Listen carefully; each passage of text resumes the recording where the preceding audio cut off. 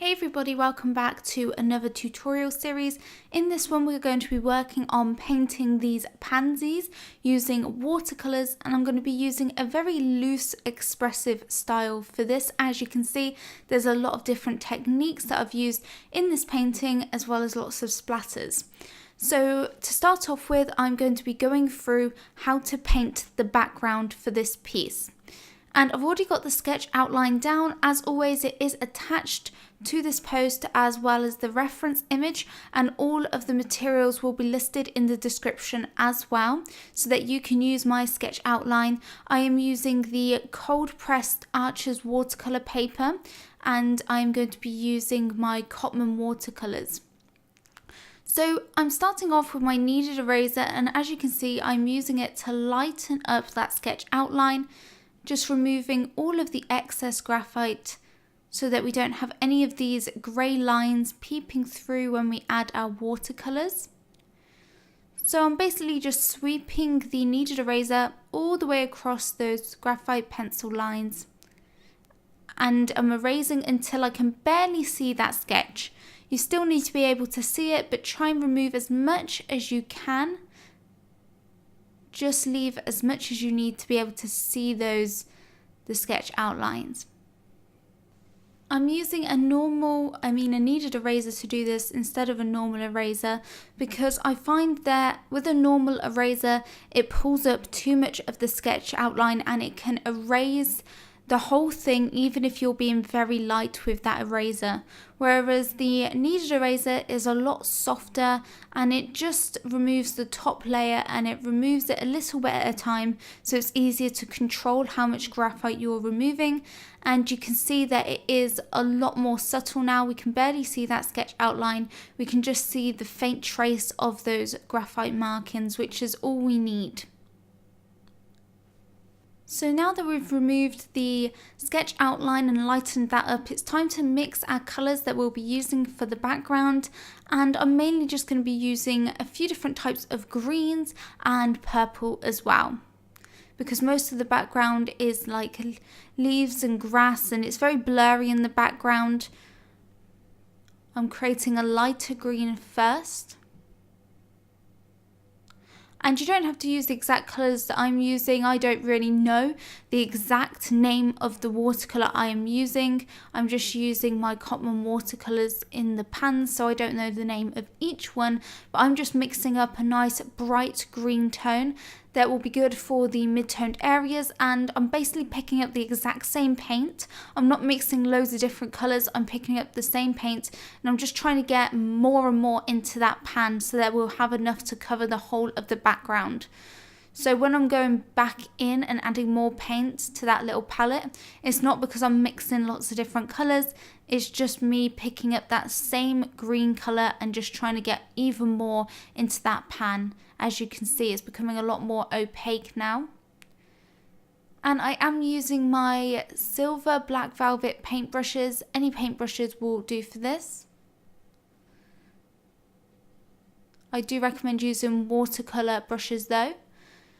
So now I'm going to create a darker green under that, and so I've mixed in a bit of that green that we used for the first colour, but I'm also adding other tones like a bit of black or a purple or a Payne's grey, something to darken it up a bit more.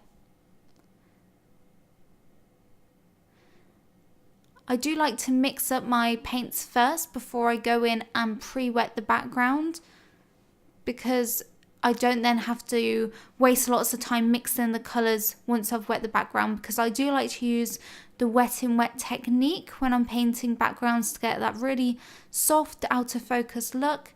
And so if I wet the background, wet the whole of it with water and then mix up all of these colours, by the time I get to applying the paint to the paper, that water that I would have added would have been dried out and it would no longer be wet enough. So I like to mix the colours first. As you can see, we've got a really nice dark green tone now. I'm mixing in some Payne's grey into this to darken it up and give it more of a natural colour.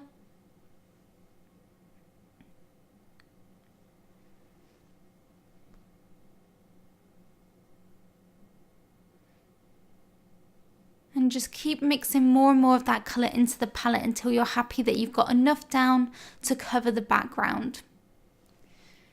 Now I'm going to mix up a lighter green, so I'm adding some yellow to the pan, and you can see that I'm mixing them all in separate pans so that they stay sort of separate from each other and they don't mix and contaminate each other. And you can see that I'm just creating this lighter yellow toned green in this third section. Adding a bit more of that green that we used for the first colour, and so it's a similar shade to the first green, but I'm just mixing in some more yellow to give it more of a bright look to it. And the last colour that I will be mixing up is going to be a purple, because in the reference you can see the look, some of the pansies in the background that are very blurred out. And for that I'm just going to use normal purple. I'm just going to finish up this lighter green before I get onto the purple. Just adding that green and that yellow, just trying to get more and more into that palette. It's really difficult to mix up a large quantity of paint when you're using the palettes. It's so much easier to mix up large quantities with tubes, with tube watercolours. And so I'm mixing up that purple colour. I'm mixing a little bit of a pinky purple with a normal purple just to give it more of a pink tone, a pink tinge to it. So use any purple that you have. And once again, try and mix quite a bit of this into that palette. You can see that already we have been working on mixing these colours for a good sort of 5 minutes. And so if we had wet the paper first and then mixed the colours, that would have been 5 minutes where the water and the paper would be drying again. And then we would have had to wet it all over again. So I do recommend mixing your colours that you want to use for that layer first if you're using the wet in wet method.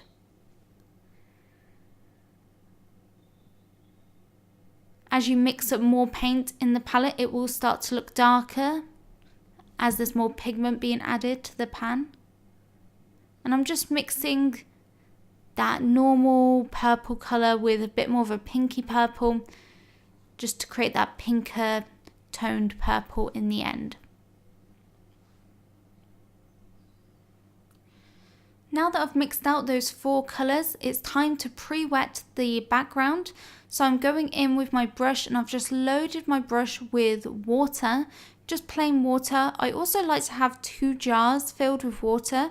So I don't just use one, I like to have 2 because it keeps the water, the second jar of water stays clear for longer, and it really reduces the amount of trips for where you have to keep going and changing your water. It really limits that and stops you having to keep changing that water, because what you basically do is when you need to clean out your brush, you will swill most of it off in the first jar, and that first jar will take most of the paint away and that will get the dirtiest, and then you give it a quick swill out in the second jar which remains clear. And so the first jar is getting dirty quickly, but the second jar stays clear, and so you always have nice clean water to work with, which means that your watercolours stay brighter.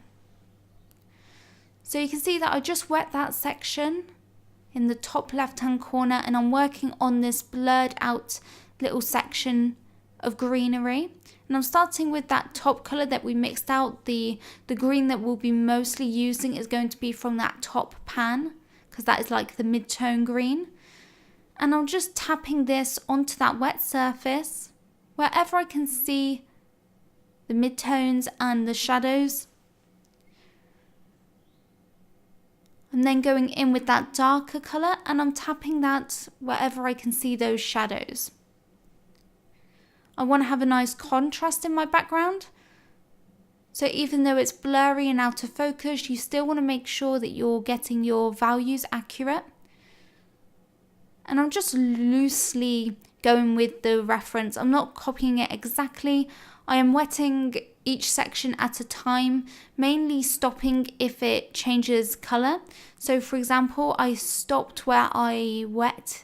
In this case, I just wet that little portion because underneath that area is a purple pansy, and I don't want the green bleeding into the purple, which it would have done if I was to have wet the whole thing. So I like to work on it with the wet in wet method, but section at a time, and I like to wet each section where it's the same sort of colour or the same like leaf or flower that I'm working on, and then I'll move on to the next section. So now I'm working on that pansy. I'm just tapping a little bit of that at the bottom of that water that I've added in. And to make sure that they don't run, I'm just tapping it at the bottom, and then it can bleed slightly upwards as it dries. You can use a clean brush to help blend out those edges as well.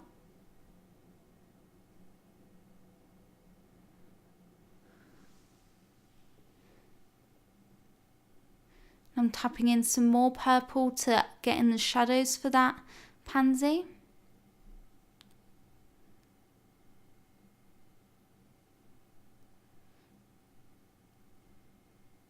So in this case, I did wet where the pansy was because it was very blurred out, and I made sure that I was very careful not to add too much water so that the colours would bleed into each other uncontrollably.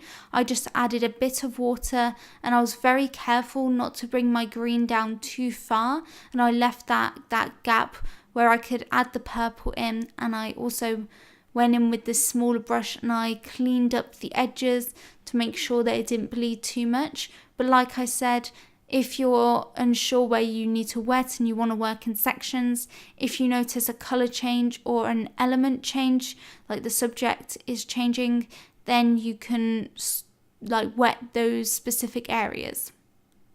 So just wet the green section and then wet the purple section. But to give this out of focus blurry look, I wanted to wet that whole area, but I was just extra careful when I was painting where those two areas met, where those two colours met. Another technique that I like to do is tapping in that water, just clean water into an area that's still wet, because it gives these really cool starry effects and these lighter like starry clusters, which I think looks really cool. And when I'm doing an expressive painting, I do like to combine multiple techniques. I'm now working and wetting further down onto the background, just using some clean water, and I'm being careful to go around the edge of those pansies that are in focus. I'm also not touching the water to that purple area that we've painted in, because I don't want that to bleed. So I didn't go right up to where the purple was with my wet brush. I left a little gap. So I'm just wetting all the way down. Make sure you get in all of the edges and the corners, so that you don't get any harsh edges. I like to go over areas that I've already wet, just to make sure that I have wet everywhere evenly.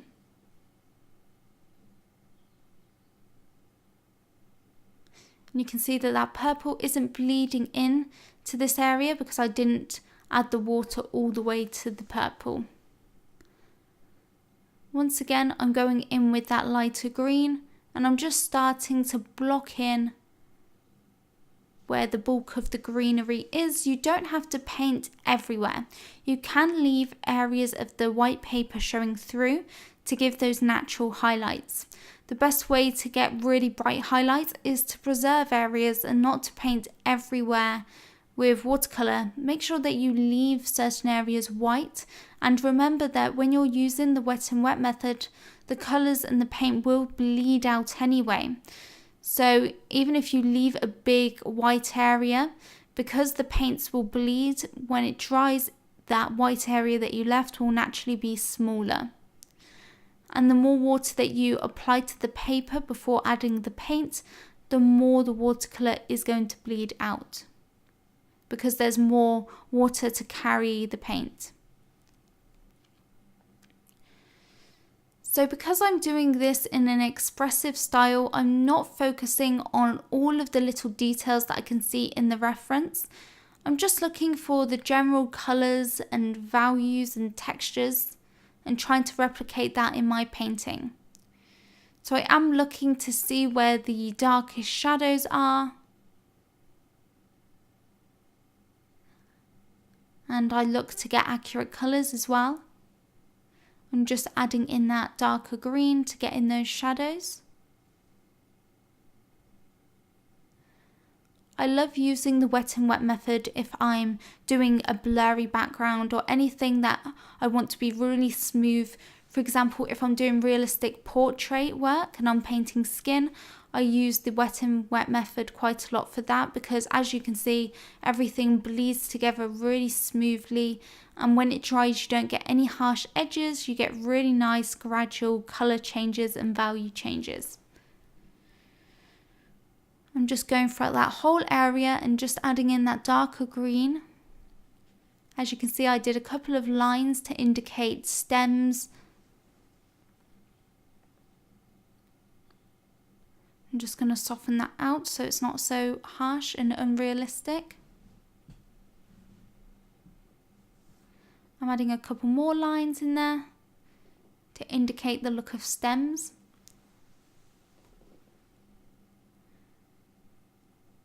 Now I'm continuing to go in with a bit of black as well to really darken this up and make it as dark as it can be to really make the piece pop and to increase that contrast. So I'm just tapping in a bit of black straight from the pan. And making sure to tap that into the paint whilst it's all still wet. If you notice that your paper is starting to dry and the colours are no longer bleeding out into each other and giving you a really nice smooth finish, then what I recommend doing is waiting for that layer to completely dry in that area, and then re-wet it with some more clean water and carry on adding in those shadows. Because if it starts to dry and it's not bleeding out and the paint isn't bleeding out, then it's not going to give you that really cool, smooth, out of focus look. So I'm tapping in some clean water into the area that I've just painted in. And this effect is even more obvious when you add in clean water into the darkest areas. That's where you start to see the most impact of this technique. And as you can see, I am just dropping in clean water. Once again, to get that starry cauliflower effect. To increase the contrast a bit more, it's also important to have highlights. So I do take a clean damp brush and I use that to lift up some of the paint whilst it's still wet to create highlights. And I occasionally go in and I get rid of that colour onto the tissue. And this is just a really good way to lift up highlights and to remove that paint and still keep everything very smooth looking. You can see how effective that is at removing the paint, but that will only work whilst it's still wet. Once it starts to dry, then it won't work. I'm tapping in that lighter yellow green. And you don't need to add too much detail to the background, because at the end of the day you want people's attention to be on the pansies, on the flowers, and we will be adding lots of different sort of textures to the background like the splatters later on. But for now I'm just simply blocking in the different colours and creating some texture using water drops. You can also use cling film, that will give you a really interesting effect, Cling film is great to use for things like stems in flowers and plants, and also ice, because the natural folds that the cling film makes when applied to the wet paint, it creates those like veins, those stems, and the look of ice texture. It's really cool.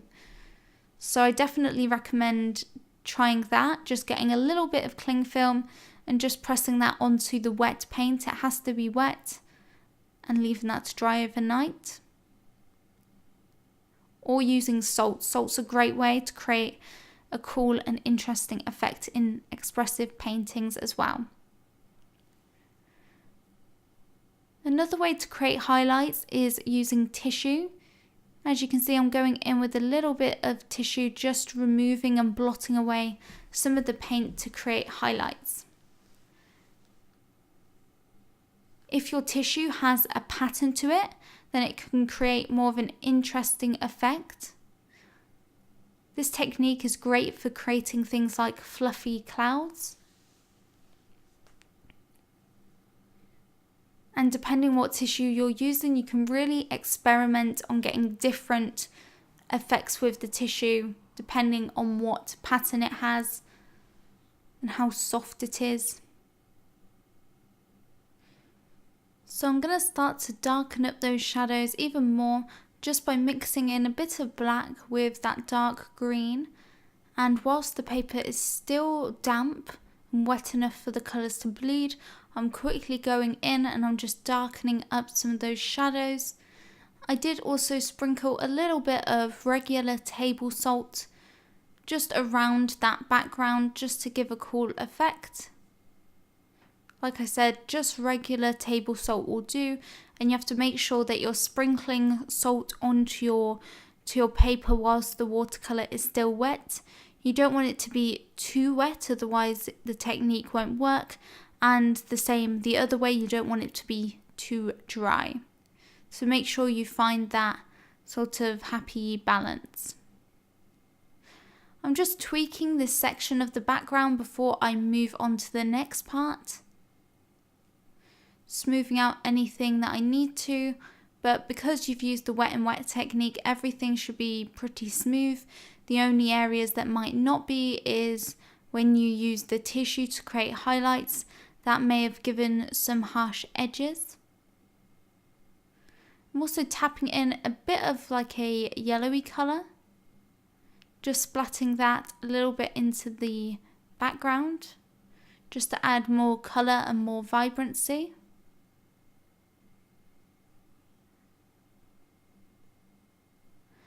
And so now I'm going to go in and I'm going to do the same thing with this other side. I'm just going to wet this next section. Just using some clean water. I'm just going to pre-wet it, and I'm making sure to carefully go around those couple of daisies in the foreground.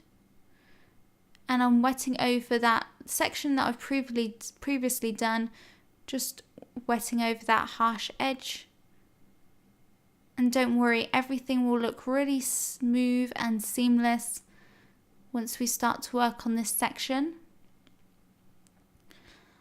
And what I like about working on the background section at a time is that it means that you don't have to rush as much. You don't have to speed through the whole background in one layer. You have more time to mix the colours and to work on each section until you're happy with it.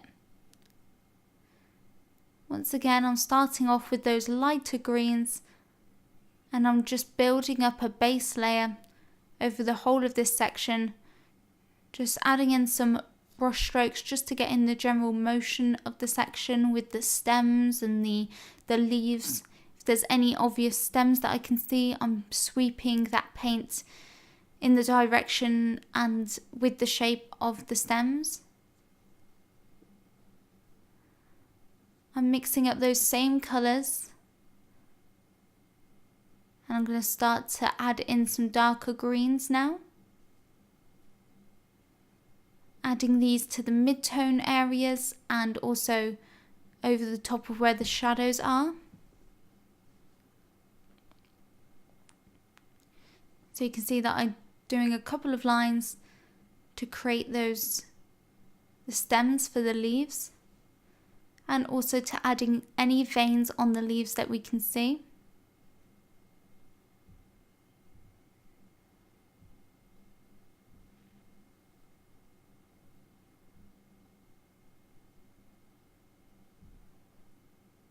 Now I'm going to go in with some darker green and just start to fill in the shadowed areas, and I'm overlapping my paint with that section that we previously did, just to tie them into each other so that we don't have a harsh stop and start point between the different sections. And I mixed in a little bit of black again with that green to create that really nice dark tone, that dark green colour. And once again, I'm just quickly blocking in where those shadows are.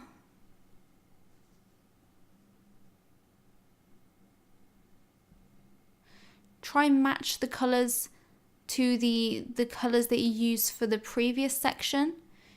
You don't want each section to have slightly different hues of greens. Make sure that you're mixing the same colours so that it all ties in together.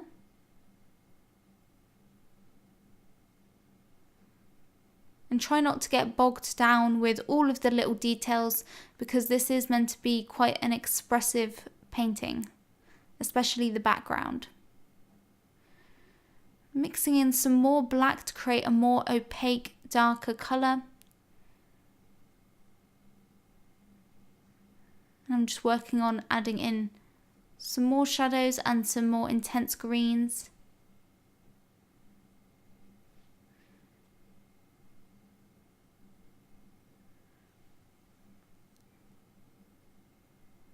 And I like how this section is looking. You can see that we've got a lot of different values in this section. And we've got a nice contrast. We've got in the darker areas, and we've also left some highlights. I am going to tap in a little bit of yellow so that it looks similar to the section where we've, on the left hand side that we've done, where we did add some yellow in. We want to make sure that the colours are present throughout the whole of the background. And I'm also going to drop in some water.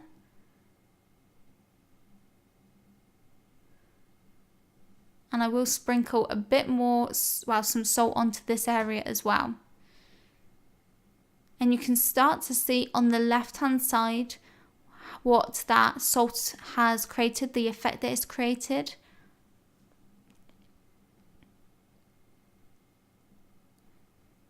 I love using the salt effect for winter sceneries and for snow, but it creates a really beautiful texture to any expressive painting. And now that I've finished that section, I'm gonna start to work on the section at the top of the painting. Once again, going in with my brush and repeating the same process of pre-wetting the background, pre-wetting this section.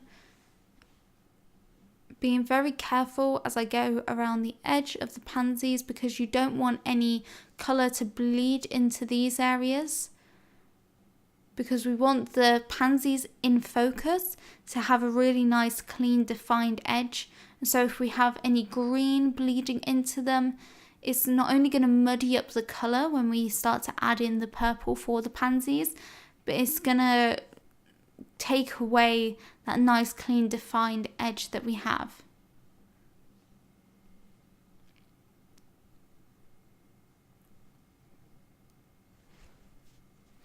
So I'm just going to continue to wet that whole area, and then I'm going to start to tap in some lighter greens.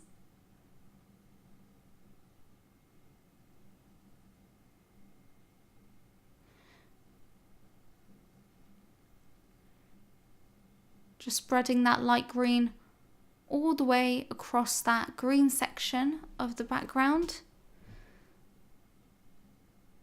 I always start light to dark with the watercolours. I get in those lighter colours and then I start to tap in some darker greens for the shadows. I'm also adding a bit more of that yellowy green.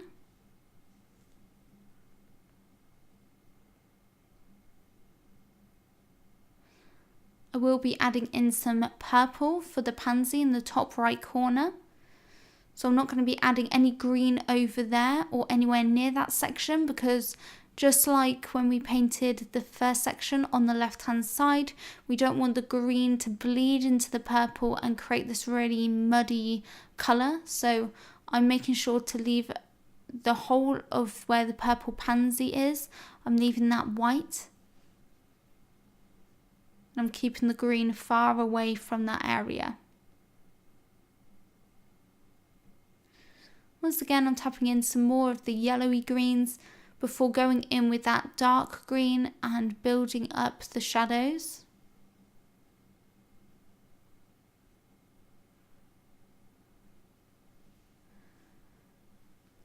If you look at the bottom section that we've just painted in, you can already see how well the water drops has created that cauliflower effect. There's a couple of them down there, and all of these little effects like the salt and the water drops just makes it look so much more interesting, whereas if it was just a wet and wet background and already smooth, it may look a little bit boring. Also, if you look in the bottom right hand corner, you really can see how the salt is working. I like using the salt technique as well with like flowers, and especially with blossom or like, do you know, dandelion, the little seeds, anything like that. It's a really cool effect to create expressive flowers. Anyway, I'm going in with some darker green. You can mix in some more black into your dark green if you need to make it even darker. Make sure that you keep mixing in more green though, because you don't want it just to look black. And if you want a more natural colour, you can mix in Payne's Grey, and that'll give it more of a natural tone.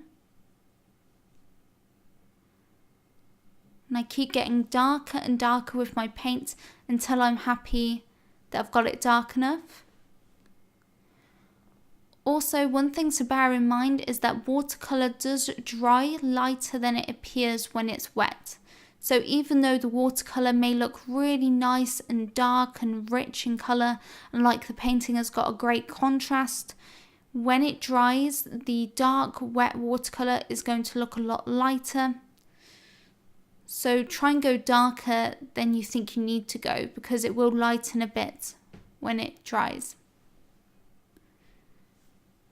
If previous areas are still a bit wet, you can go in and tweak them.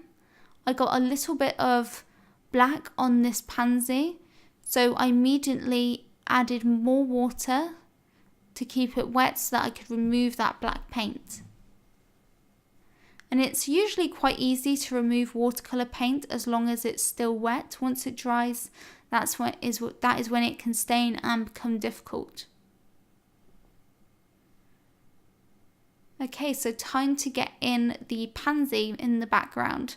So I'm just going in with that purple, and I'm just generally going to block in wherever I can see purple in the reference. I'm not going to add much detail at all.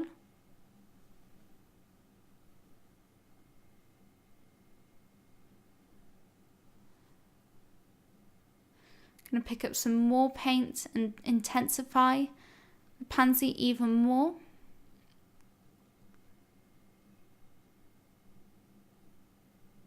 I'm also taking that purple paint and adding some splatters all of the way around the background to tie the purple more in with the green, because we've only got a couple of purple areas to the background.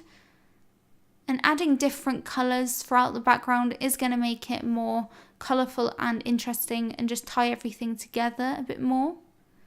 So I'm not just tapping in purple where I can see the pansies, but just generally throughout the background I'm tapping in some purple splatters and dropping it into the wet watercolour to bleed out.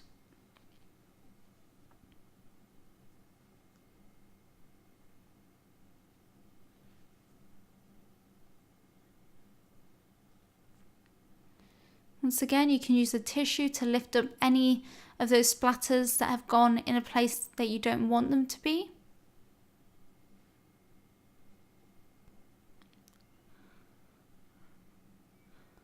So now I'm going to go in and tap in a little bit of yellow within the centre of where that pansy is, and also a little bit throughout the green areas as well. And I really want to drop in quite a bit of water into this section as well. Just going to smooth out any harsh edges. And when you're smoothing out areas, you want to use a clean, damp brush, not too wet, otherwise you'll get those cauliflower effects.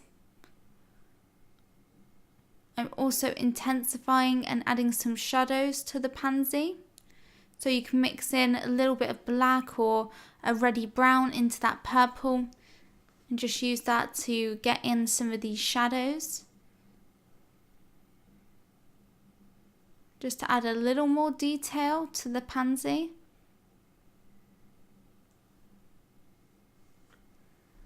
And I'm also going to start to tap in and splatter in some clean water, and you can very quickly see the effect that just tapping in clean water has on the background and on that wet paint. It was pretty much immediate, that effect was. And in some areas it is more obvious than others. Once again, I'm just going to go in with a clean, damp brush and just lift up some little highlighted details, getting rid of any paint onto the tissue. And so that is it for the background. I'm just going to add a few little tweaks. You can make sure that you've cleaned up around the edges of the pansies to give them a nice defined edge. But that is it for the background.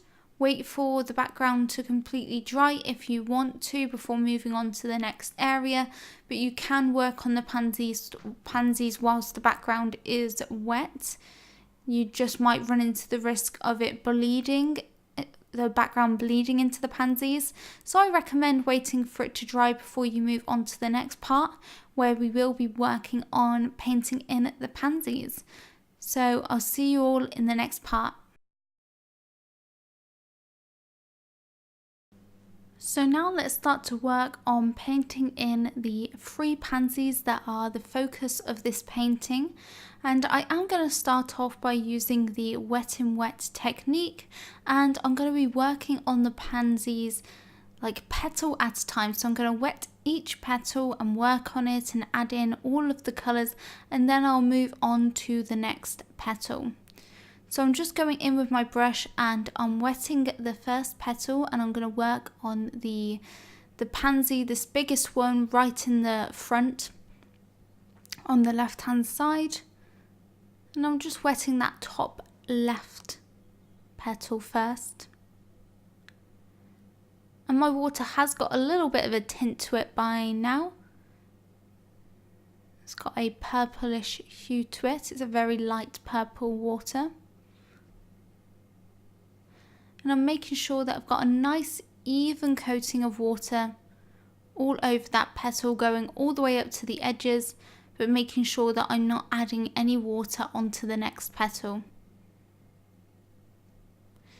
You want the paper to be nice and shiny and glistening, but you don't want puddles of water to form. Otherwise it'll be really hard to control where the water's going. If you add any water in an area where you don't want it to be, then you can simply go in with a tissue and use the tissue to lift up that water, to dry out that area that you don't want the water to be in. So for most of the pansy, I'm just going to be using that same purple mixture that we used for the background. So that purple colour and then the pinky purple tone. So I'm just mixed that onto my palette, and I'm going to mainly focus that paint on the outer edges of the petal to start off with, because these areas are quite dark in the reference. So you will see that the paint bleeds out onto the petal, onto the rest of the petal, because the surface is wet. And I'm pulling down some of that paint further towards the centre of the petal, or the centre of the flower. I'm just tapping that paint all the way around the edge of that petal, the circumference of the petal.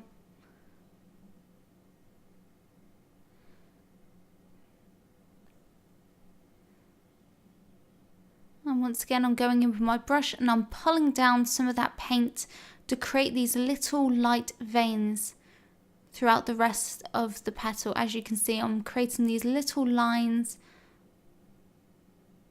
just sweeping them towards the centre of the flower. And I'm also painting in that darker, spiky sort of section of purple right near the centre of the flower.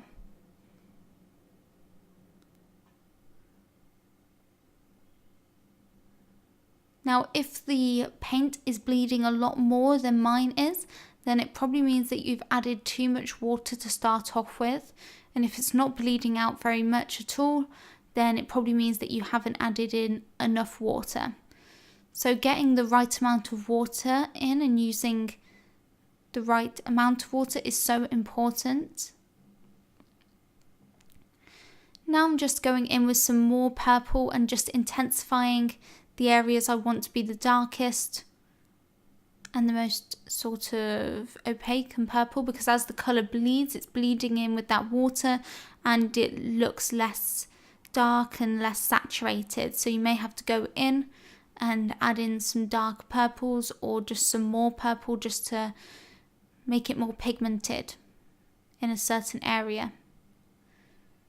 So I've mixed in a little bit of Payne's Grey with that purple just to darken it up, and I'm just targeting once again that dark purple around the edge of the petal, in the middle of where we've already added in that purple before. I've also cleaned my brush and I'm just adding in a light wash of colour throughout that middle portion of the petal, dragging down some of that purple from higher up, once again to create those veins and to tone the middle of the petal so it's not just white.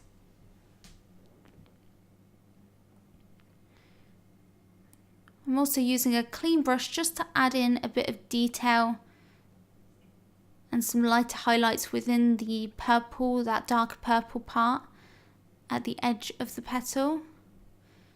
Once again, just using a clean damp brush for this, not a clean wet brush, because that will create those water droplets. I just wanted to create that highlight right around the edge of the petal.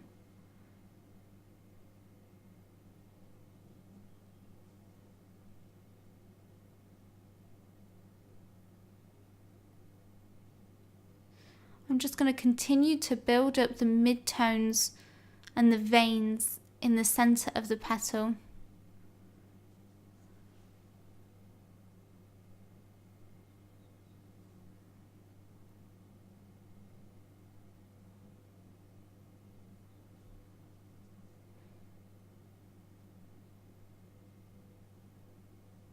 Remember, you can work on this in multiple layers. You don't have to get everything done in the first layer. And if you want to add any sharp details, then you want to make sure that you're waiting for this layer to dry, because whenever the surface of the paper is wet, it's going to bleed out. So if the surface of the paper is wet and the paint is still wet, then any paint that you add in is going to bleed out. So you won't be able to add any details. The only way you can add details to the painting is to wait for everything to dry and use the wet on dry method.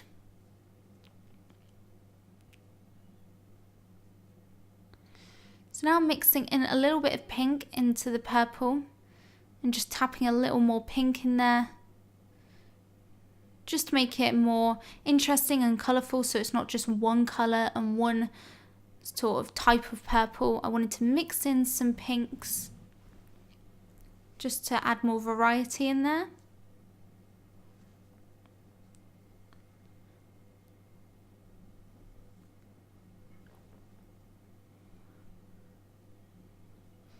Going in with some more purple. I mixed in a bit more purple onto my palette. And I'm just adding more of that pigment to the edges of the petal and cleaning up the edge of the petal as well.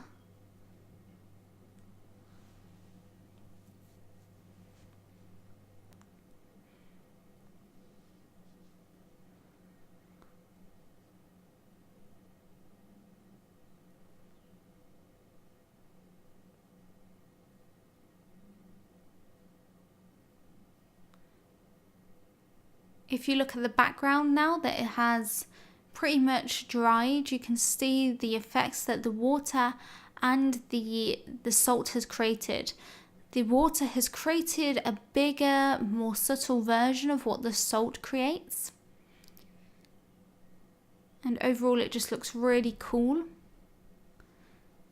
I'm going in with some clean water now and just applying that and pre-wetting the next petal in the exact same way that I did with the first one.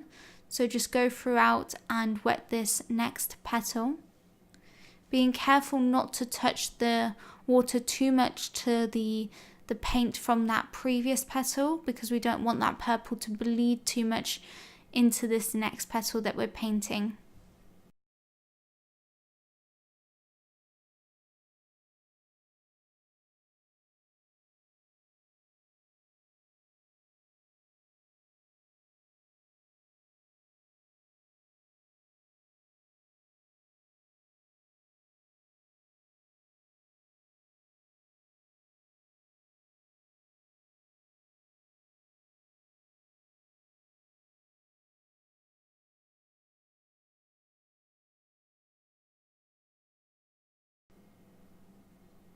So once again, I'm going to go in with that purple and I'm going to repeat the exact same process that I did with the first petal. I'm just targeting that purple firstly all around the edge of the petal, all the way around the circumference.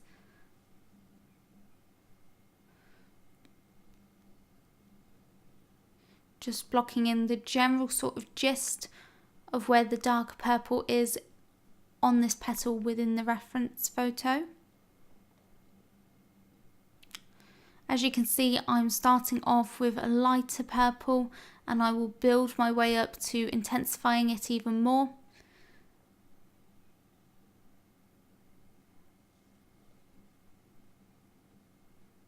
And I'm just filling in that purple spiky sort of ring around where the center of the flower is. Just blocking that in. So the petal is darkest right at the center of the flower and also around the outer edge. I'm going in and intensifying that purple even more, using the sketch outline as a guideline to help guide me on where I need to add that purple.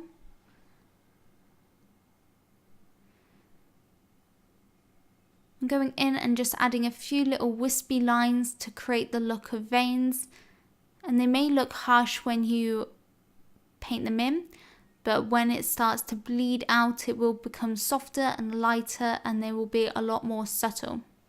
So as long as the paper is wet, don't worry if they look a little bit dark or a little bit harsh, because they will bleed out and soften a lot. And I'm just going to repeat the exact same process of going in with darker paint with less water mixed in with those dark purples, and just keep building up the shadows for the areas that we've blocked in. Now I'm going to go in and build up the shadows for this petal within the center part of the flower, and I just mixed in a bit more of a pinky reddy tone to that purple, as well as the Payne's grey to darken it up, just to get more of a reddish tone, because if you look at the reference you can see that a lot of the shadows for the pansies are actually more of a reddy pink tone. So I thought I'd incorporate some more pink and more red into my paint to make it more accurate to the reference image, and also just to make it a little more interesting by adding a bit more variety to the colours. I'm now mixing up a little bit of yellow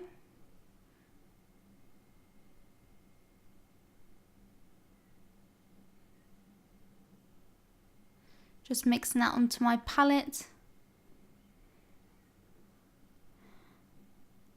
And I'm going to start to add this throughout the center part of this petal as well, because with this one you can see a little bit of yellow.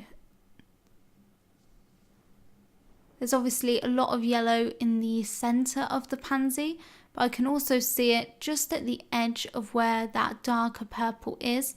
It bleeds into like this yellowy orange color. So I just wanted to add in a little bit of yellow just next to that dark purple. And you can use a clean wet brush just to soften that out and smooth it out. I'm now going to mix in a little bit of that orange, like I said, because the purple is going to like a orangey reddy colour and then to a yellow. So I'm just using that warmer orangey colour as like a transition.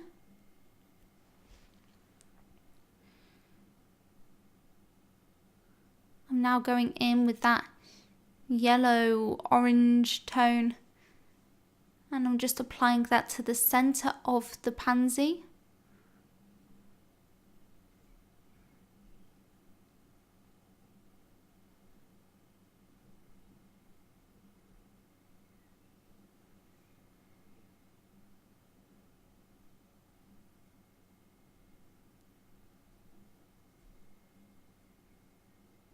And I'm adding some darker orange just to bleed in with that purple to add a bit of shadow to the bottom of that yellow centre.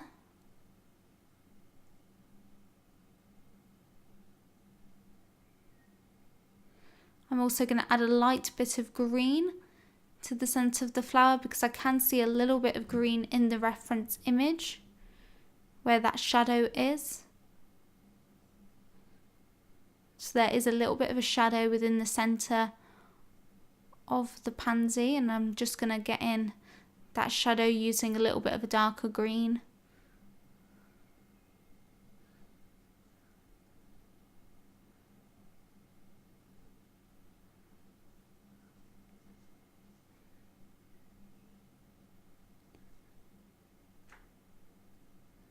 Cleaning off my brush and using that to lift up some of the paint just to add a little bit of a highlight.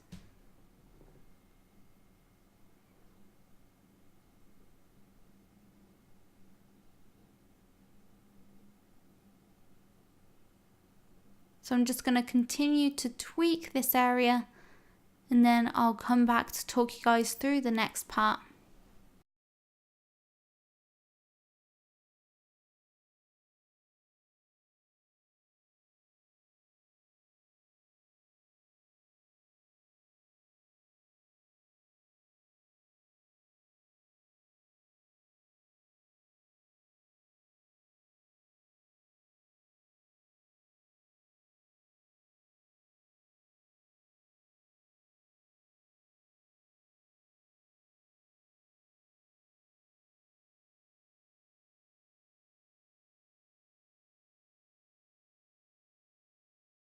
Moving on to the next petal, start off by pre-wetting the whole of the petal, being careful not to wet any of the petals next to this one, and I'm wetting all the way up to the edges of the petal. Make sure that you don't miss any little edges. Ensure that you've got a nice even coverage of water all over the petal. But don't add too much, just enough so that the paper is nice and shiny and glistening. Once again, I then go in with the purple and I focus this around the edges and around the circumference of the petal.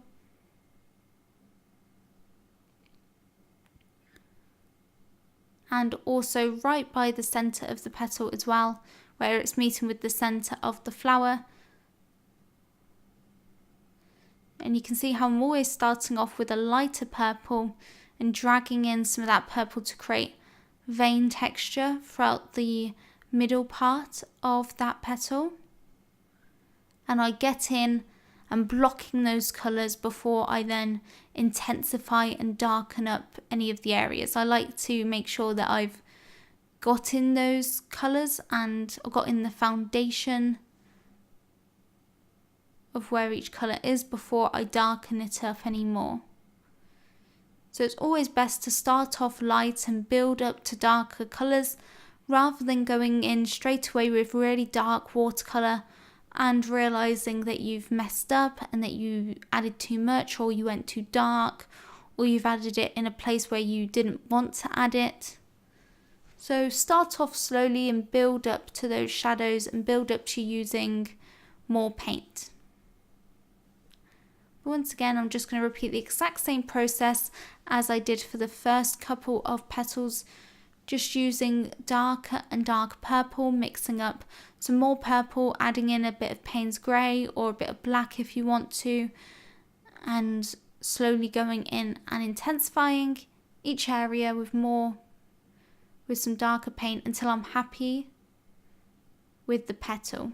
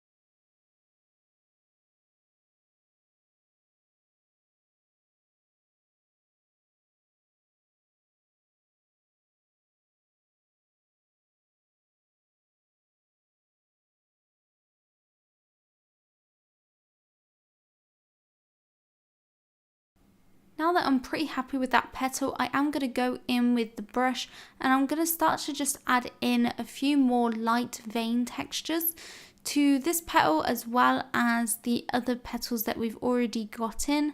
So I'm just going to add in some final shadows and darken up the petal just a bit more until I'm happy with it. I'm also cleaning up the edge of this bottom petal, just to make it more clean and defined.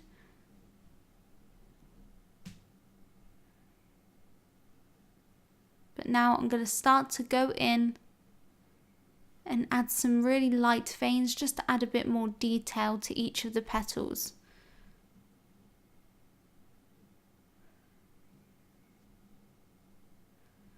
So it's important to add a little bit of detail just to add a correct texture and to make it look semi-realistic. You can go as realistic as you want, but because I'm doing more of an expressive painting, I don't want to add too much detail, but I do want to add enough detail to sort of show what the texture of each area should be and to make it realistic to some extent. So once the paint starts to dry, I do like to go in and just add in a couple of details. For example, things like veins.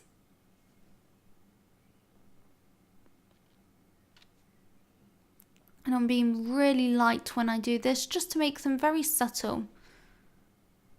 You can go in with different colours. I went in with a bit more orange and a bit more water to my paint, a bit more water so it's more diluted to create really subtle lines. The more transparent you want your watercolour to be and the lighter and more subtle you want that watercolour to be, the more water you should add. So to make a watercolour really light and translucent, you need to add in more water. And obviously the least amount of water you have in, the more opaque and pigmented the paint is going to be.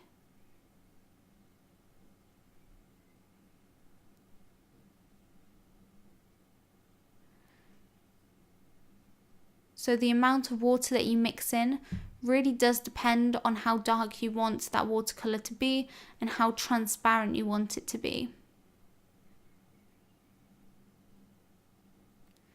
I'm just going in and mixing in a bit of black with that reddy purple tone. I'm using this to darken up some of the shadows within that bottom petal, especially at the centre of the flower.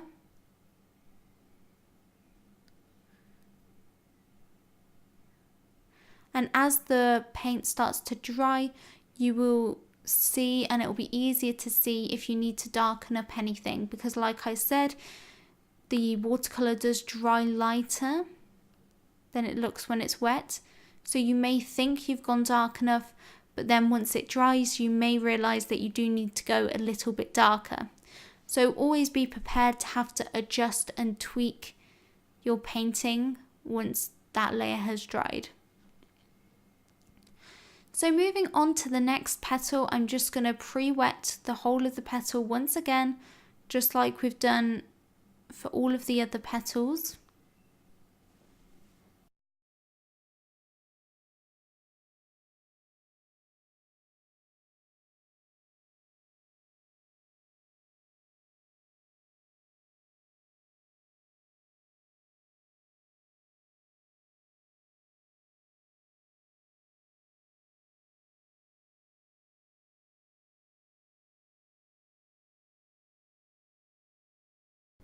Now these back petals are quite a lot darker, they're pretty much just purple all the way across.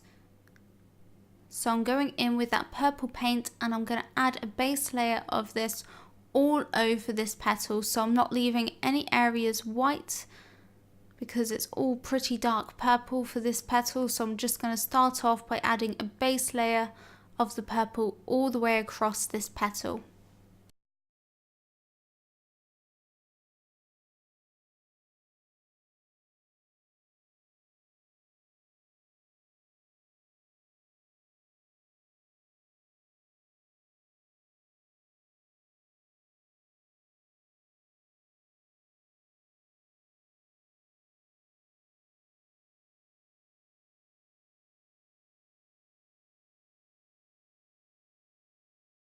I'm now going in with some darker purple. This purple is just the purple paint. It hasn't got any of the pink mixed in with it, so it's more of a bluey purple rather than pink toned.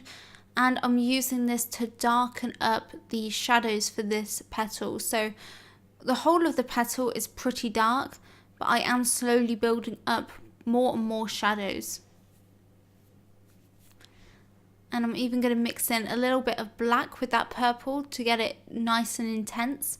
I want it to be just as intense as the shadows for the other petals that we did, especially at the center of the flower. You can see that the purple we added was really dark.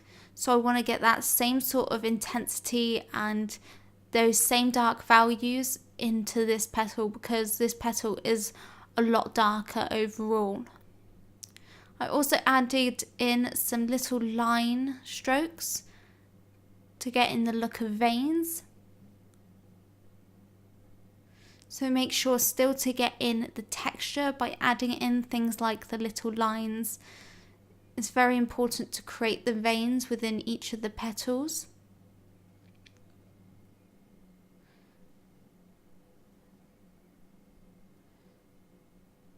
I'm adding some darker lines and some darker veins.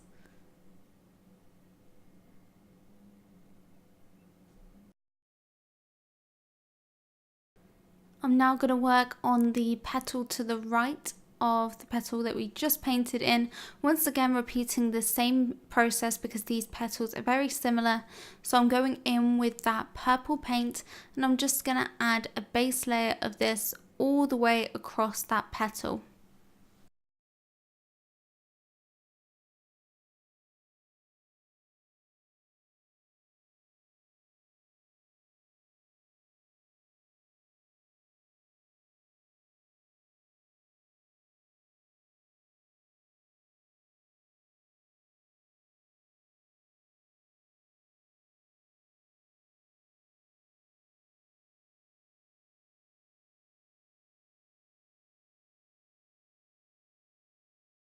Just like before, I used the purple that had a bit more of a pink tone to it. But now that I'm building up more of the shadows, I'm just using the purely purple paint without any of that pink purple mixed in, just like we did with the last petal. And so I'm just adding in those shadows. I'm also mixing in a little bit of black or Payne's grey, whatever you prefer. And I'm just using this to make that petal even darker. Once again, to spread the shadows and to spread that paint, I'm using line brush strokes, which also once again help to resemble the veins. I'm creating a nice neat edge between the two petals. And I'm also taking some of that darker purple and darkening up the other petal as well. So it's okay to go back and forth between the different petals if you notice that you need to adjust something.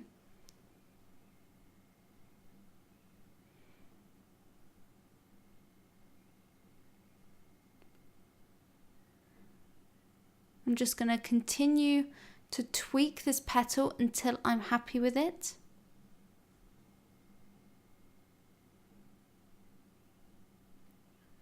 Cleaning up the edge of the other petal, cleaning it up to create more of a defined edge between those two petals. And I'm also using a clean damp brush to create some highlights within the petal as well.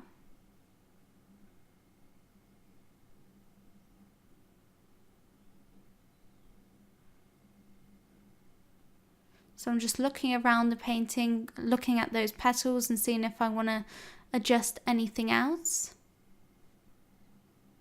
Now I'm going to move on to the next petal, and because the next petal is darker too, I'm just going to go straight in rather than pre-wetting it with purely just clean water.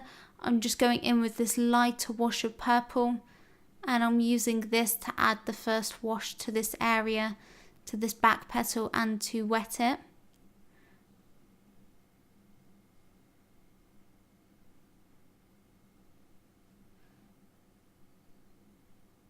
So I actually decided that I think I'm going to work on both of these back petals at the same time. So I'm adding that wash of purple over the other back petal as well. So we've added this wash over two petals. Get rid of this little brush hair. So annoying when that happens. So now we've got a nice light wash of purple down.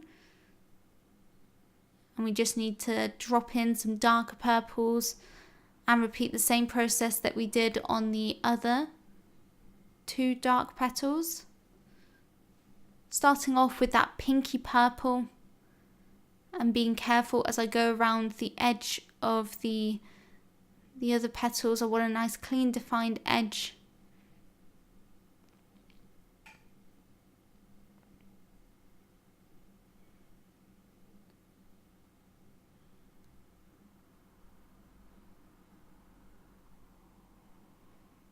Just spreading that purple all over that petal.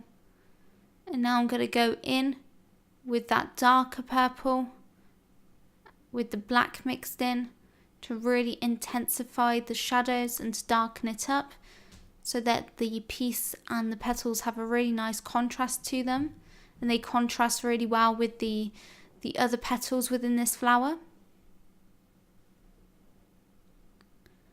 So I'm going to add some more purple over the top of that because it was looking a little bit too black. We want it to look like a deep purple instead. I'm just spreading that darker purple all the way across that petal.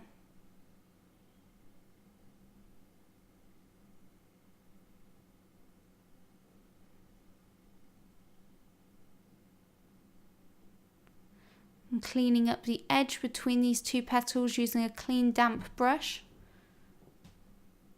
That's a great way to create a nice clean edge.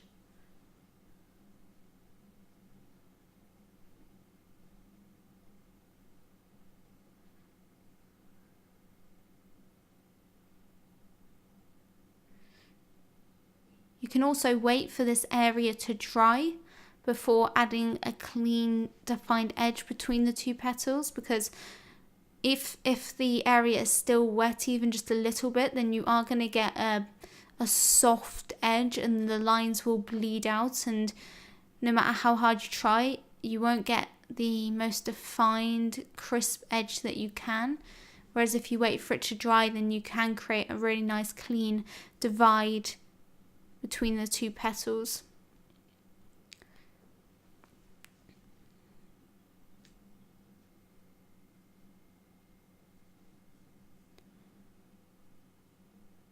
Now that I'm happy with those back petals, I'm going to start to work on the rest of the flower.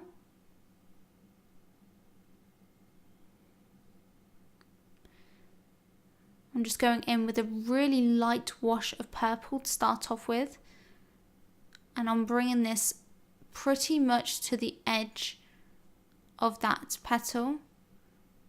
But I'm being careful not to touch it to those back petals in too many places, because I don't want it to all bleed together too much. So you can see that I've left some white edges and only touched it to those back petals in a couple of places.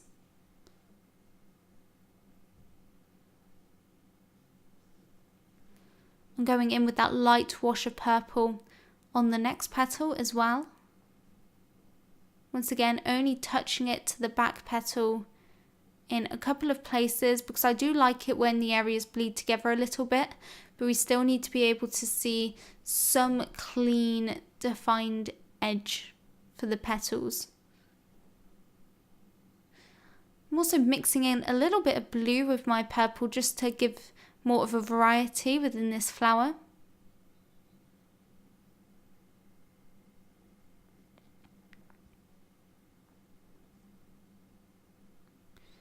Mixing in some darker purple and targeting this around the edge of the petal just like we did before, and also right at the center of that flower.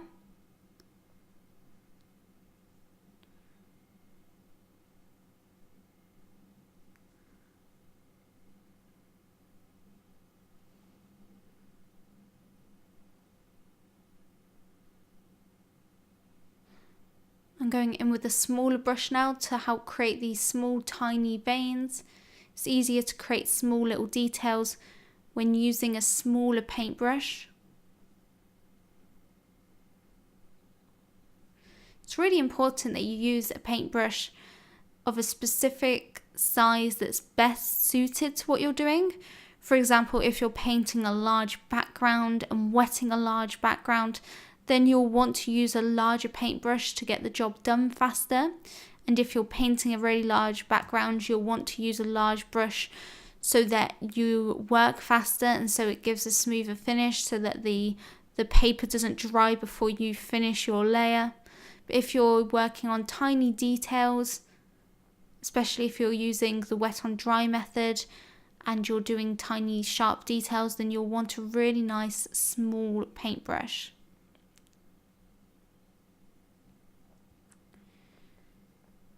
So I'm taking my dark purple paint and I'm using this to create the shadow, the dark purple part of the flower right at the center of the flower.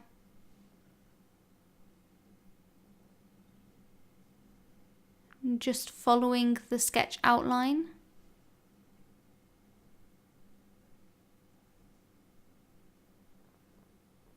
And I will also be adding the dark purple around the edge of the petal as well. I'm bringing that purple to the edge of the other petal, and I'm cleaning up the edge of the petal further on the right.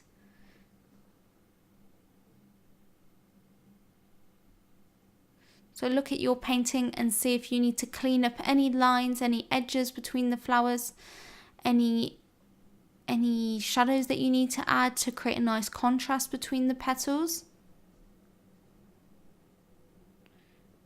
Make sure you keep checking to see if you need to tweak anything.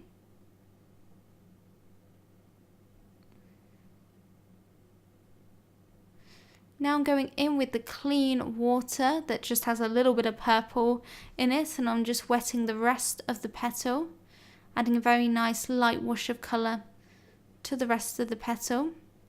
Now I'm going to touch it with that darker purple to let it bleed a little bit.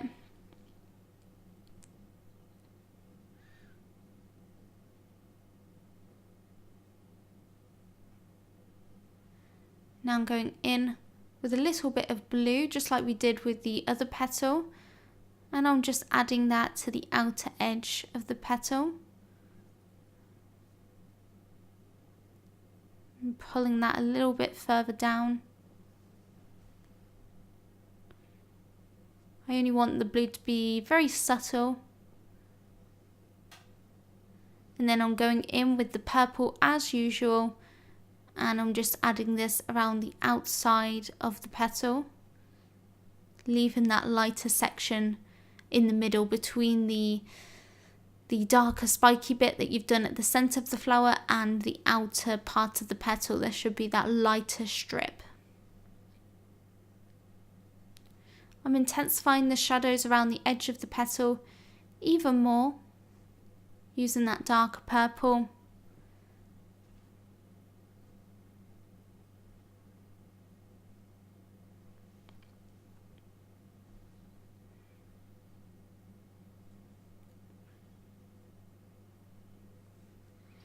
And I'm even intensifying the centre of the flower, the centre of the petal a bit more.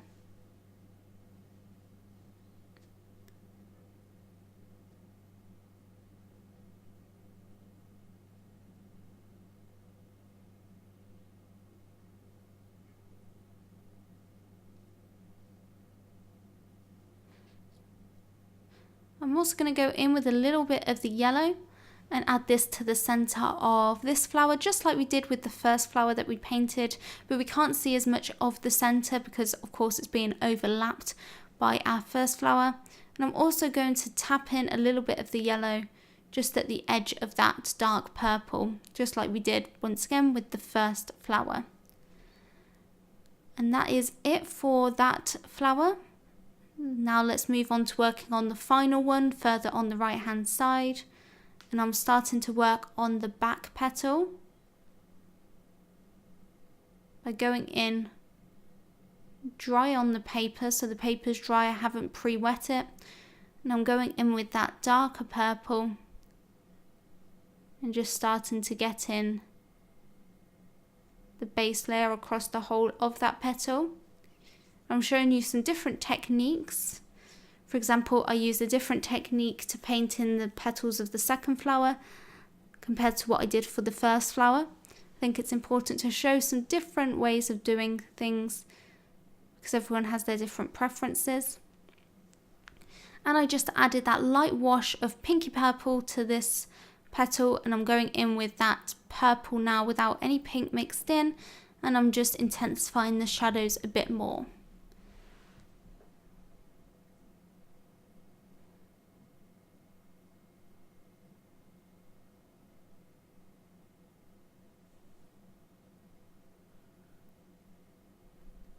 Mixing in a bit of black with that purple so we can get these shadows really dark. And I'm just going to darken up the petal wherever I can see the darkest shadows are within the reference.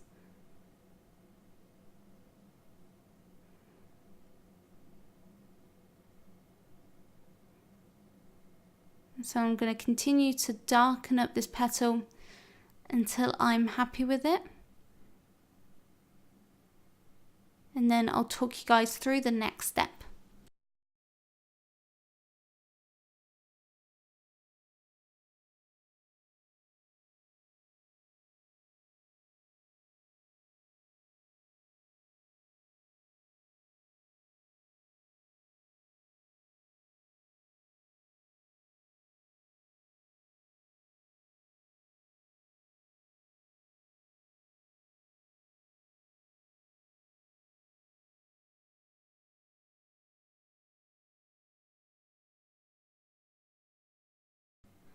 I'm going to repeat the exact same process for this petal now. I'm going to leave a little gap between the petal that we just painted and this one so that they don't bleed into each other. But apart from that, I'm going to use the exact same technique, adding a slightly darker purple straight off the, what's the saying? I don't know the saying. But I'm going straight in with a darker purple is what I'm trying to say. You can see that I'm not going all the way to the edge. I'm not touching with the other purple petal just yet.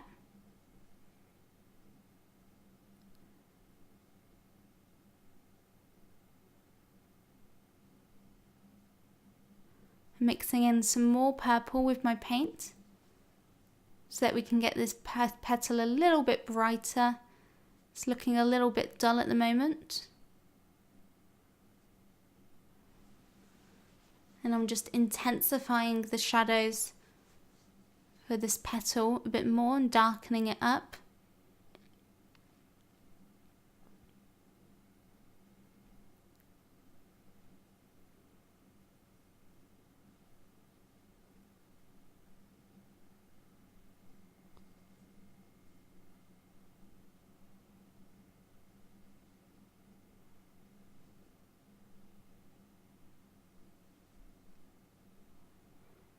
And then I'm going in with a clean wet brush and I'm just teasing out the edge of that paint.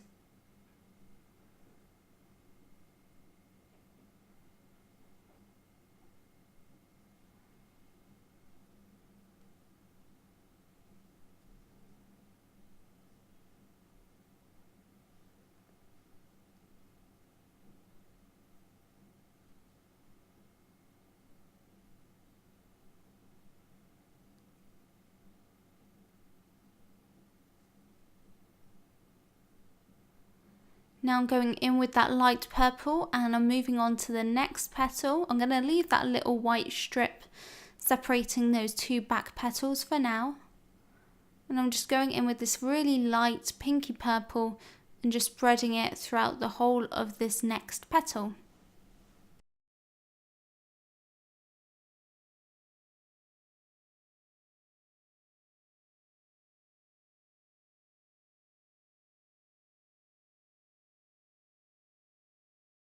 Once again, I'm going to add in a little bit of blue just to make it more colourful and to add more variety.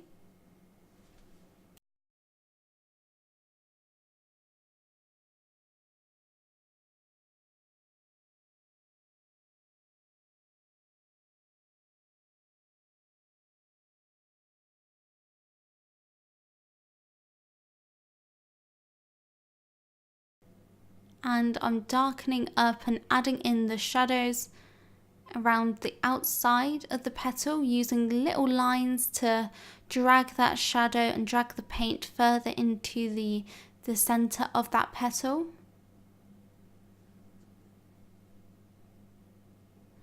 I'm going to mix up some more purple and a little bit of black to get a darker colour, and once again I'm going to work that throughout the outer edges of the petals as well.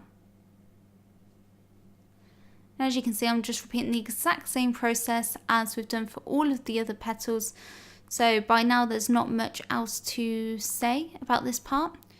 And I'm also getting in the darker purple right at the centre of the flower as well.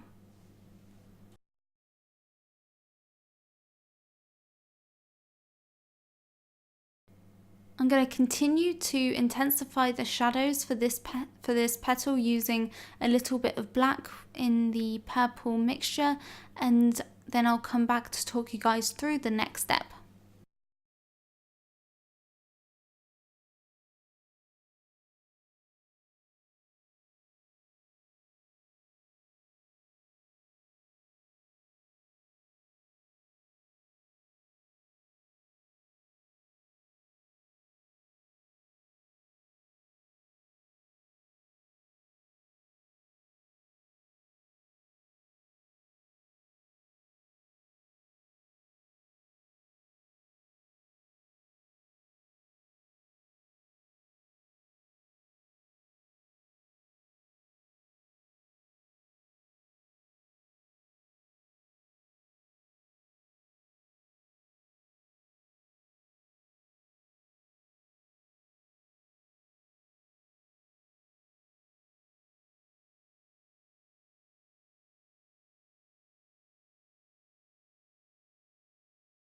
So it's time to go in and add a light wash of purple to the next, and no, this isn't the final petal. We've got a little one at the back to do, but I'm just going to spread this light wash of purple all over this next petal.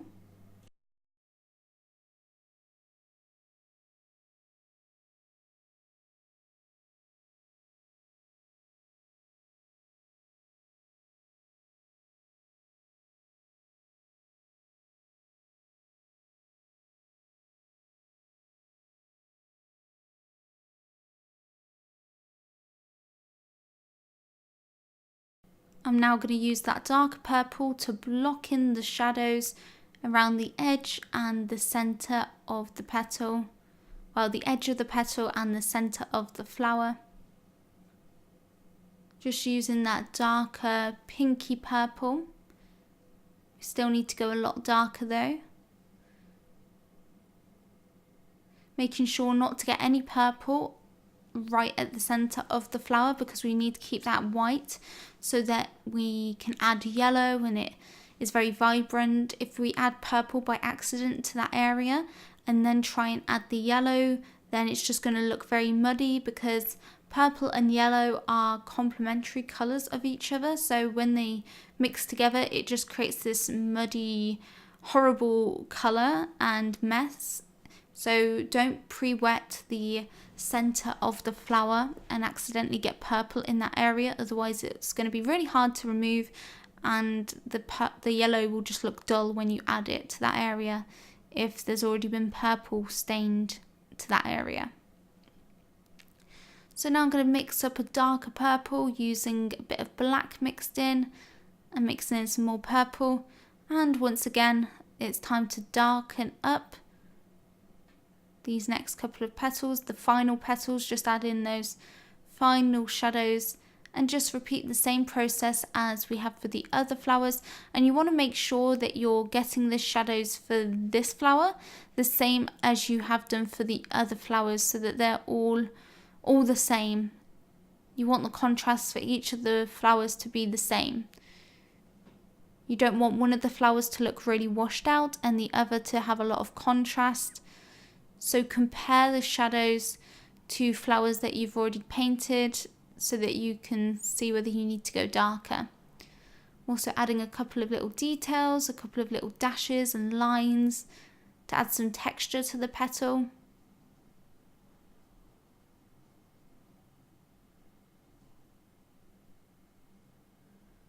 So I'm just going to spend the next couple of minutes finishing off the shadows.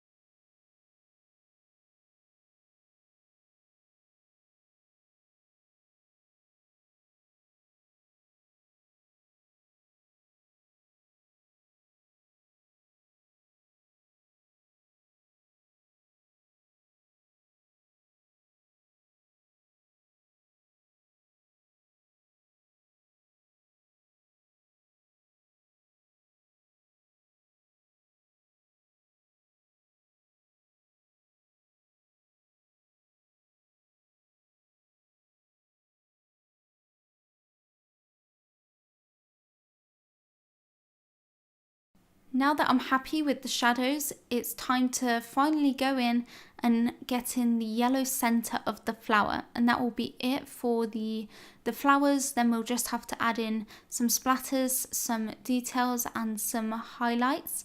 So I'm going to go in with some yellow, and I'm just going to apply this not only to the center of the flower, but a little bit to the edges of that dark purple, right in the center of the petal, touching it over the top and tapping it over the top of the purple edges. And also going in and filling in the center of the flower.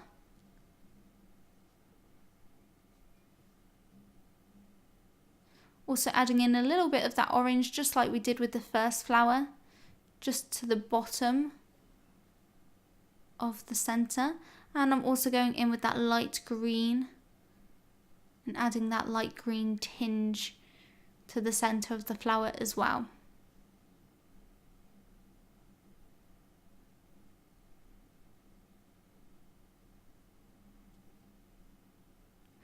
And so that is it for the painting of the flowers. We've got them all blocked in, and so I'll see you guys in the final part where we're gonna just tweak everything, add some splatters, add some details, and add some highlights. So I'll see you guys in the next part.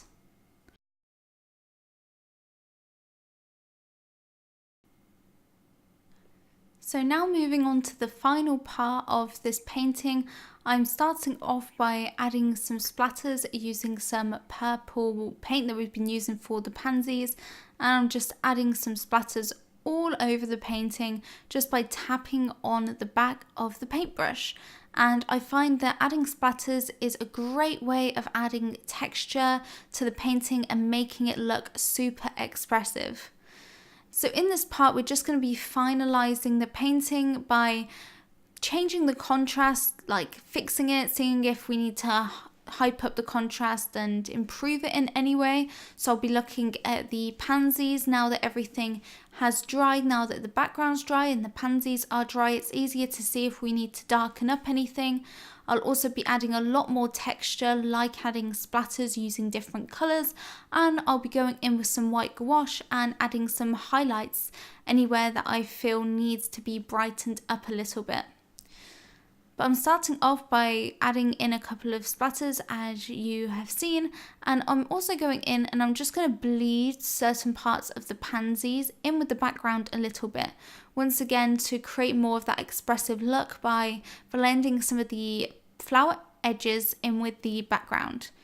And you can see that I'm using some pink paint to do that.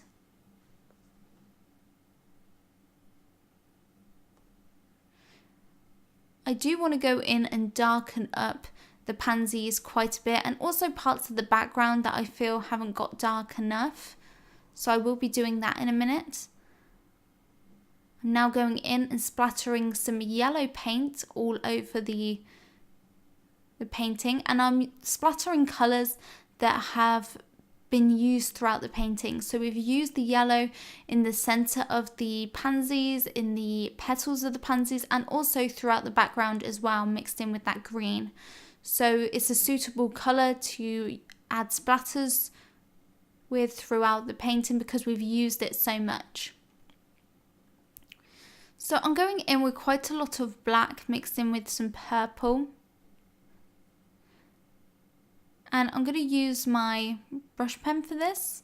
I'm even going to mix in a little bit of purple, pinky, red tone, so it's not just black. We want to make it nice and dark, but still the purple rich colour. We don't want it to look too black.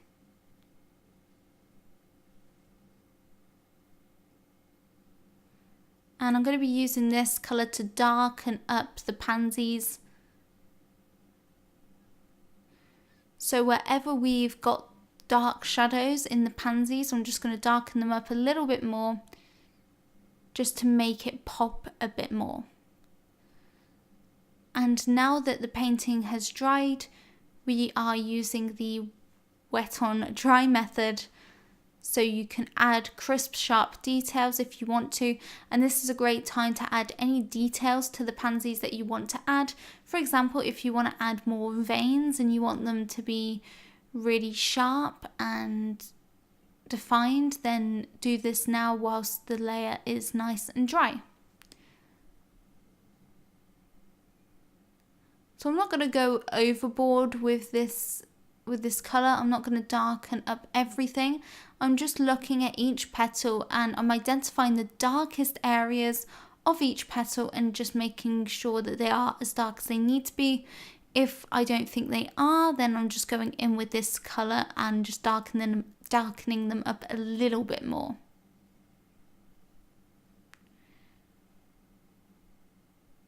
But you'll only need to use this on the darkest areas of each petal.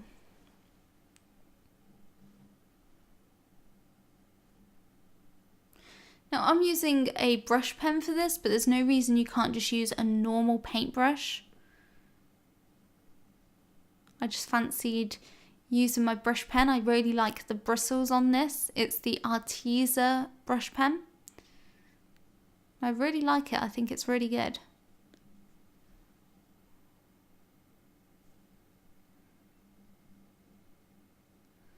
So I'm just going to continue for the next few minutes to repeat this process throughout each petal, just darkening each petal up until I'm happy that everything pops and everything is as dark as it needs to be. So I'll see you guys in a couple of minutes once I've finished going in and adding in all of the shadows. Now your painting is going to be a little different to mine, so you may need to add more shadows to areas where I'm not adding the paint and where I'm not darkening up, and you may not need to add more shadows to places that I need to. So try and analyse your own painting and identify where you need to darken up in your painting. So as there's nothing more really to say about what I'm doing at this point, I will just be continuing to do this process for the next sort of 10 minutes. So watch along with what I'm doing and follow along and add shadows and details to your pansies. And then I'll come back to talk you guys through the next step where I'm doing something different. But I am just going to be painting in these shadows and details for the next 10 minutes. So yeah, I'll see you guys in a couple of minutes.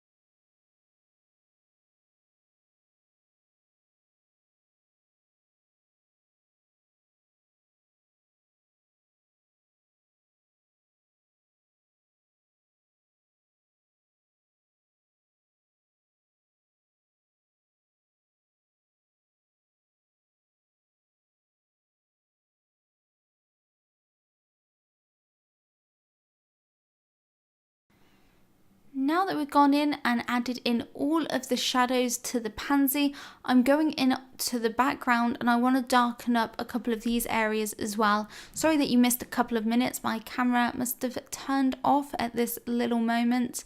But all I'm using is a very dark green colour, pretty much the same as the colour we used when we did the background, but I'm just adding another layer to intensify some of the darkest areas of the background to make sure that the background pops just as much as the pansies do.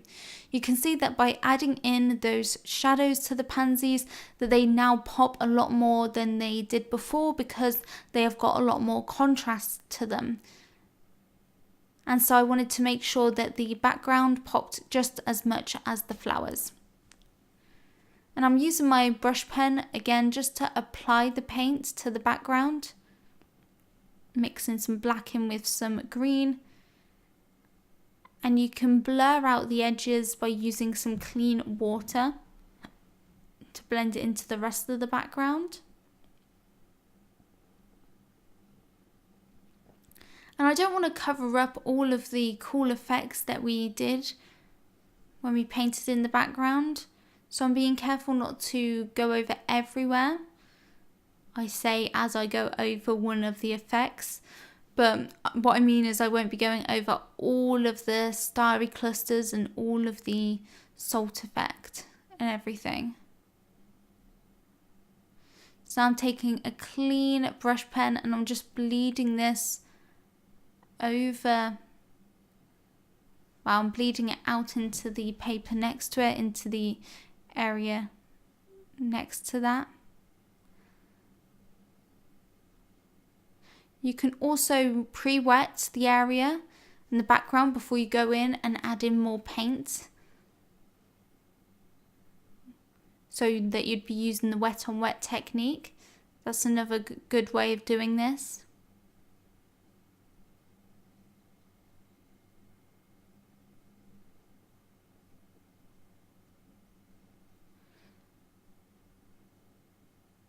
I'm going to go over to the top right hand side now and just add in some shadows along the edge. Tapping in a bit of black to darken it up even further.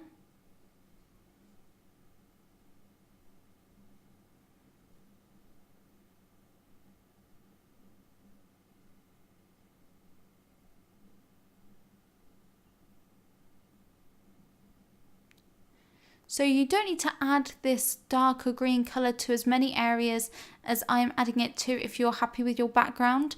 If you're happy with your background, you probably won't need to tweak it at all. So don't just do something because I'm doing it. Analyse your own painting and see what you want to change with your painting and see what you think your painting needs, because you may have already gone dark enough when you did your first layer of watercolour on the background.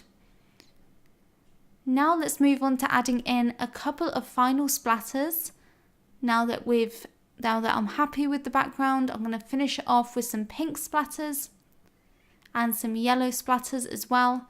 Basically all of the colours that I've already added splatters with before, but now I'm just adding even more of them.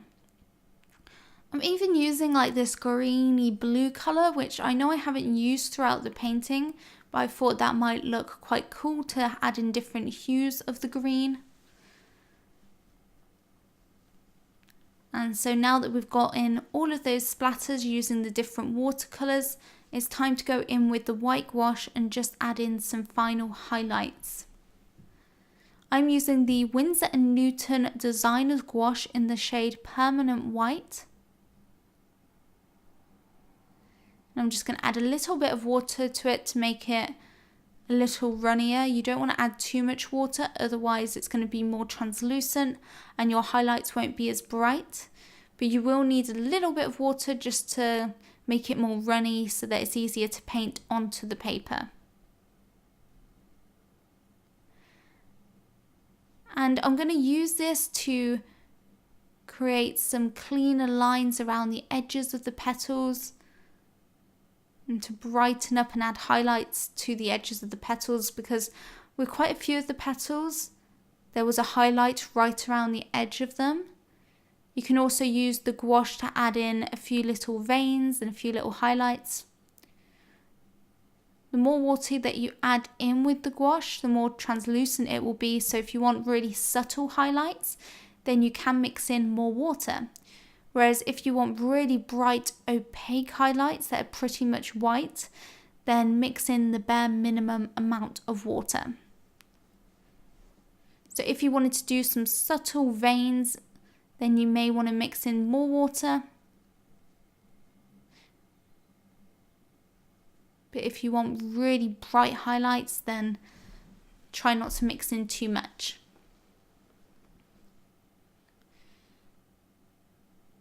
As I want my highlights to be quite bright, I haven't mixed in much water, and I'm going in with a smaller paintbrush and I'm just painting in a few lines to get in that vein texture within each petal.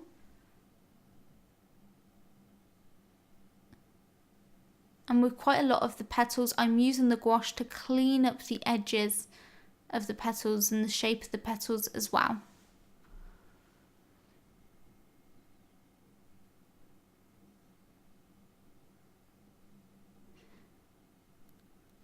So I've mentioned contrast quite a lot throughout this tutorial, and I've mentioned how it's really important to get your shadows dark enough, but it's also just as important to make sure that your highlights are bright enough. So this is a really important step, and this is a crucial step to make sure that you've got those bright highlights that will increase the contrast of the painting.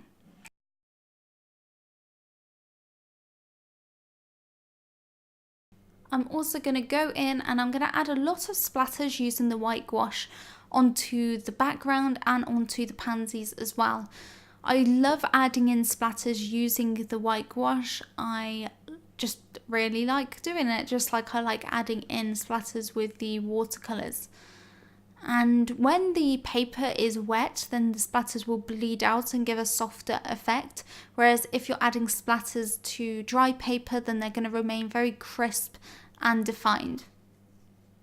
I personally prefer splatters that are more defined, but I allow some of them to bleed out into the wet areas to create more variety. And you can see that I've added in those splatters all over the painting, over the petals and over the background, and I think it just helps to tie everything in together. And I really like the look that it gives the painting. I think it gives it a really expressive look. I'm just finishing off the painting by adding a bit more purple in the top right corner. And I will bleed that out using a clean brush. But that is pretty much it for this painting. I'm really happy with how it turned out, and I hope you guys are happy with how yours turned out as well. And I hope you learned something from this tutorial. I'm adding some more purple splatters into the background, and I'm continuing to push around that paint to soften it out. If you're not happy with any changes, remember you can just use a tissue,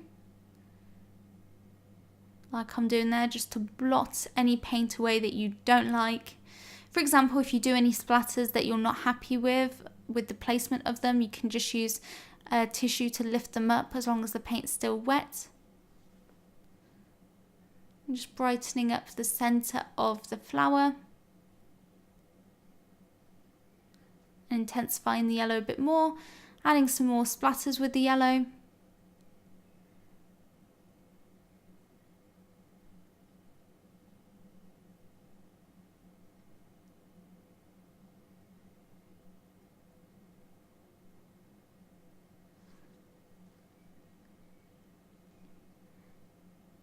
And so here you can see the final painting.